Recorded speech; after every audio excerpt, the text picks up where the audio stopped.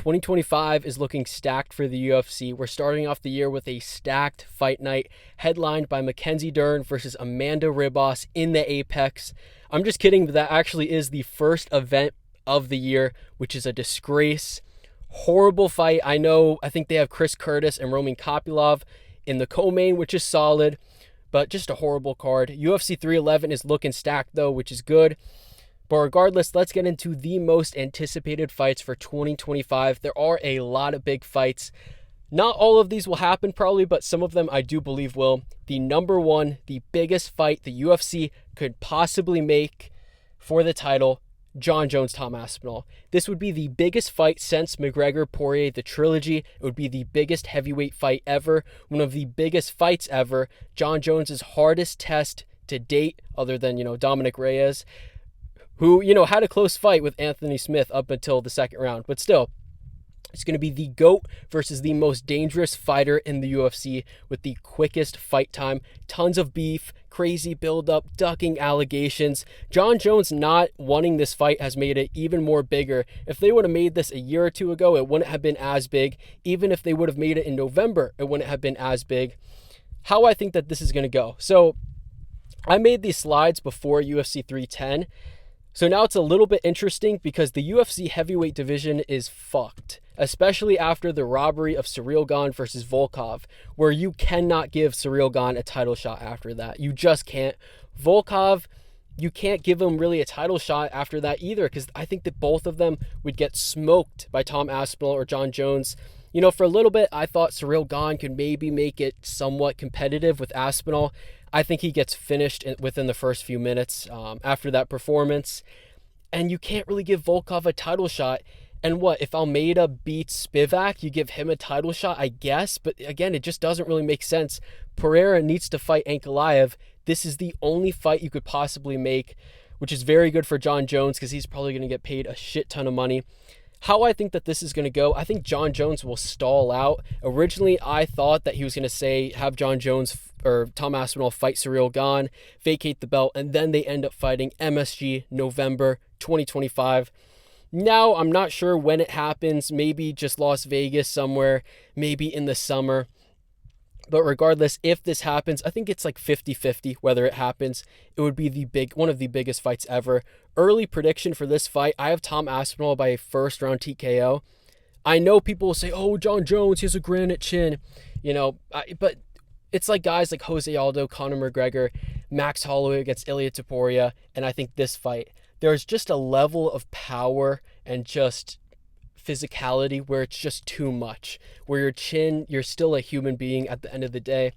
And this is a prime example. I think Tom Aspinall is going to finish him early with a first round TKO. I think it's going to be not a brutal KO, but moving on. What is my second most anticipated fight? Ilia Topuria versus Islam Makhachev. Now, this probably won't happen in 2025. I know Islam said he doesn't really want to fight any more featherweights, even though his hardest fight to date was against Volkanovski, Letterman skill, and he didn't just fight a featherweight. I know a lot of people give him shit for fighting a featherweight, whatever, which I get, but I just don't agree with it because he didn't just fight a featherweight. He fought the greatest featherweight of all time. And now he's fighting the most dangerous featherweight of all time, Ilia Topuria, a guy who is good everywhere. Both of these guys have crazy aura. And if they do fight, I think it's the pound-for-pound number one versus the pound-for-pound number two, which would be the first time that has happened since Volk versus Islam. And if I'm not mistaken, the second time ever. I could be wrong, but still. Islam, he's a trash talker. He's very smug. And I don't think he could really trash talk Ilia because Ilia is going to be still undefeated. Islam's not undefeated. This is going to be the most dangerous and powerful striker Islam has ever fought, the best boxer, and this is going to be the most dangerous grappler Ilia has ever fought. Again, you have that Russia-Georgia storyline, and they both don't like each other. They both are trash talkers. If it happens in 2025, I think maybe Ilia fights Volk in March. Maybe he does a quick turnaround if he gets him out of there early. Maybe fights in the summer. Maybe Islam fights, Armin beats him in January, fights in June, Charles Oliveira. I know it's wishful thinking to think these guys would ever fight 3 times a year. Both of these guys are pretty inactive, to be honest. They're not like a Volkanovski, a Charles Oliveira. They're not as active, a Kamaru Usman, Adesanya. They're not those guys at all. But if it does happen, it'll probably be Abu Dhabi, October. And if they do fight, this is 50-50.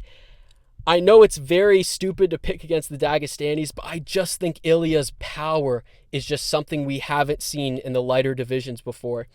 And Islam, he has a very tough weight cut. He got rocked by Volk and then dropped. I get he was shooting a takedown. It wasn't a super bad one, but he has been dropped before. He's been knocked out before. I think Ilia could do it. I wouldn't be shocked if Islam won, though. Number 3, Dricus du Plessis versus Khamzat Chimaev. We have plot armor versus Dagestan wrestling or Swedish wrestling. Will Khamzat, will he be brought to tears? Will he cry again? Dricus, will he go 3 for 3? It's a guaranteed fun fight with a likely crazy finish that could be on either side. These guys have already started trash talking. It's going to be an entertaining build-up. It's a true 50-50 fight. And if Dricus is able to get past Strickland, right? I don't know if he would turn around 5 months later because he's another guy, he doesn't do quick turnarounds. He just refuses, which maybe it's smart, But I think it could happen Las Vegas International Fight Week in July, or it could happen October, Abu Dhabi. Those are my picks. I made a video about this. Early pick, I have Dricus by a 4th round TKO. I think as good as Khamzat is, and he is the better wrestler, he is the better grappler. I think he's the most dominant grappler in the UFC. He's something that we really have not seen before. I just think Dricus is good enough to survive. But when I say that, Khamzat, I think Khamzat's path to victory is by a late submission or a decision. If I end up picking Khamzat, again, it's 50-50. I'm picking him by a decision because the Abu Dhabi judges are going to favor him. And he may get a 10-8 in the first. You know what I mean? So then he only has to win 1 round or get close in 1 other round, which he's very capable of doing. But I think Dricus probably would pull it off. I think his ability to push when tired is the best in the UFC. I think he's a very underrated and technical fighter. He has a really good body kicks, really good head kicks, good with his hands. But yeah, moving on. Alex Pereira versus Magomed Ankalaev, the first quote-unquote wrestler and Dagestani that Poatan will face. I think Magomed, he's not really a wrestler. He's more of a boxer that only wrestles when he has to. But to be fair, he's the first person Pereira has fought that has that wrestling in the back pocket. He was mauling Jan Blachowicz in the later rounds. And this is kind of deemed as Pereira's last true challenge at light heavyweight. Ankalaev, again, he's being ducked. He has that dark horse aura. It's another 50-50 fight that's long overdue. And the more Pereira kind of ducks him or doesn't want to fight him, the bigger it gets. When it happens, I think they're going to go to Brazil in May again, and I think he'll be the headline, which I like to see. Oliveira and Pereira, they never fight in Brazil. I've been picking Pereira forever, and I know it's foolish to pick against Dagestanis. 50-50. Again, these are just early picks. I think Pereira by a 3rd round TKO. I think that Pereira's grappling is underrated. Yuri could not take him down in the second fight, and Yuri is, an okay grappler. Magomed, he's unsubmittable. Magomed Ankalaev doesn't really wrestle that much. But yeah, moving on. Merab versus Umar / Peter Yan.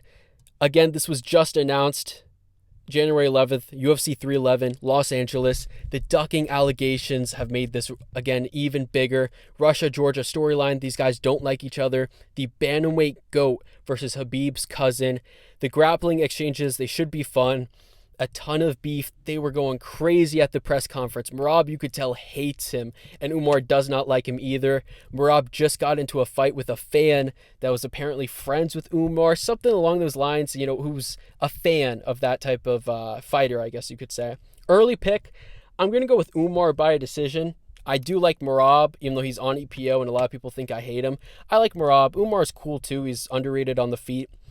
I just think unless his pace just breaks him, I don't know. I just see Umar being able to reverse the positions, almost like Henry Cejudo was able to do, and control him from there and win rounds that way.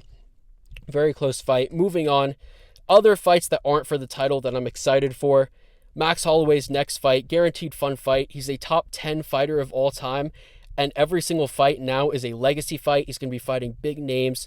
He's looked so good at 155. Can he go on a title run? His next opponent, who will it be? When will it be? Dustin Poirier for the trilogy, I could see.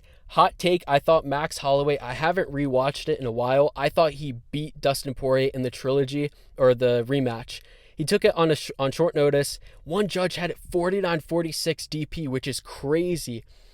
And he was winning, I think, the second round, landing crazy body shots until the last 40 seconds he gets caught, he gets hurt. And you wouldn't know that because Daniel Cormier was like, against Ilia Topuria, he was like, oh, that's the first time I've seen him hurt like that. It's like, bro, did you watch the rematch in like the second round? He obviously got stunned in the same way against Poirier. Regardless, I would pick him against DP in the trilogy. I think he beats Michael Chandler for the BMF belt. I think he beats Dan Hooker. Oliveira is the most interesting one because he's never faced anyone that could snatch up submissions like a Charles Oliveira. That's 50-50. I think Oliveira should win, but the world, it's too cruel. So probably Max Holloway. Not like Holloway, but still. Las Vegas, July, International Fight Week, co-main event, 5 rounds. I think Max pretty much beats all of them. Moving on, Dustin Poirier's last fight. After every single fight, he says he's going to retire, and he never does. He always says, I got one more in me after every single fight. So he probably won't retire, but it's a guaranteed fun fight. He's going to go out there with that nothing left to lose mentality at the end of his Hall of Fame career. Who his opponents would be, when will it be? He should get a Louisiana summer fight night. Something like that would be great. He should fight either Justin Gaethje for the trilogy, which, hot take, I picked Gaethje in the rematch. I would pick Justin Gaethje to beat Dustin Poirier. He was piecing him up in that second fight. Poirier didn't even look off. He just looked like the worst fighter, the worst striker. And I think Justin Gaethje didn't take Max Holloway seriously. Apparently, a bunch of stuff. He said he doesn't really feel in danger against Max Holloway, which aged horribly. And apparently he was getting drunk or stuff like right before the fight, a few weeks. Allegedly, I don't actually know. And I also think that he's not as good as Max Holloway, in my opinion. But I would pick Justin Gaethje to beat Dustin Poirier in the trilogy. Max Holloway, I think, again, he would lose. I think he would beat Dan Hooker in the rematch. But those are my picks. Moving on. Shara Bullet versus Israel Adesanya, one of the most intriguing matchups at 185. Apparently, Shara is fighting MVP on February 1st in Saudi Arabia for the fight night. Adesanya is apparently being the main event against Imavov. Shara already called out Adesanya after his last win. He's probably going to call him out again. They're on the same card. Adesanya needs more than one win to fight him. And if Adesanya loses, he has to fight him.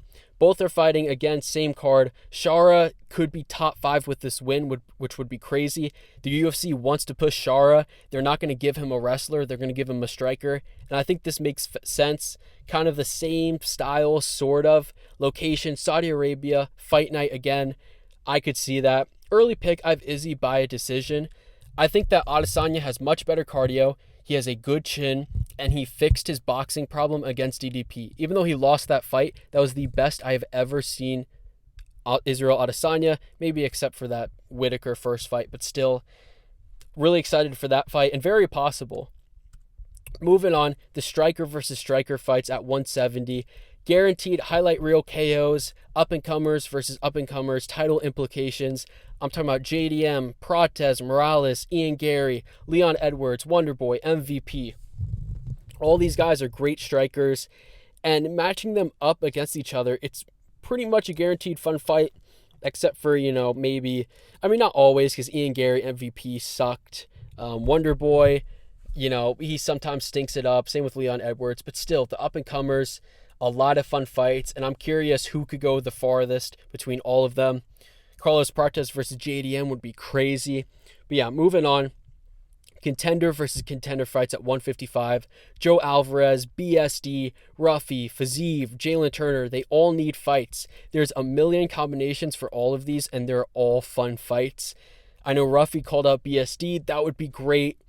Fazeev wants to make a comeback in January. That would be great. He should be headlining the Apex card instead of Mackenzie Dern. Alvarez is fighting in a few days or whatever. That should be really fun.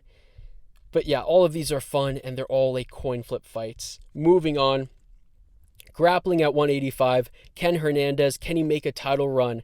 For so long, 185 was dominated by strikers. It had no wrestlers or wrestling heavy guys. I know Whitaker has wrestled before. I think he went to the Olympics or something like that. But it's just he's not a wrestling heavy guy. He's more of a striker that has it in his back pocket and has good takedown defense. Hernandez versus Allen may be booked or will be booked soon, potentially. If Hernandez is able to win that, I say you book him versus Whitaker, Las Vegas, July, August, Australia, something like that. And yeah, if Hernandez is able to beat Whitaker, we could really see, for the first time, I guess, outside of Khamzat Chimaev, a dominant grappler, potentially dominate the division. My prediction, I think Hernandez would lose to Robert Whitaker. I think Khamzat Chimaev, yes, he mauled Whitaker, but that's just... Khamzat, he's just different. He's the best grappler in the UFC, in my opinion. But yeah, moving on, the Fighting Nerds takeover. Can the Fighting Nerds, can they get their first champion? I think they're still undefeated. I don't think it'll happen. I think Baralho will be undefeated and will get 2 wins in 2025, and he'll set himself up for a title shot. I think he's kind of the dark horse of the division. And I think he's going to stay undefeated. I think Gene Silva will stay undefeated. I think he'll be top 10.